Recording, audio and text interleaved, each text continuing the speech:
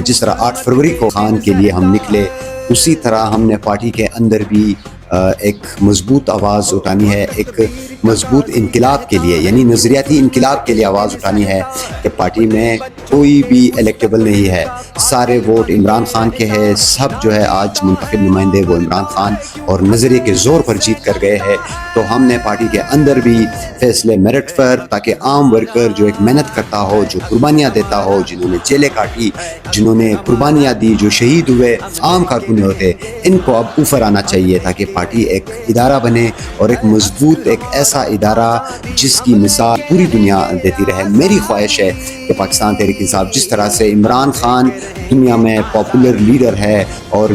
हमारी जो पार्टी है पाकिस्तान तहरीक इंसाफ, वो न सिर्फ पाकिस्तान में बल्कि पूरी दुनिया में नंबर 1 पार्टी हो, जो मेरिट की उसमें पामाली ना हो, जो एक इनकलाब, एक नज़रियाती इनकलाब ले आए।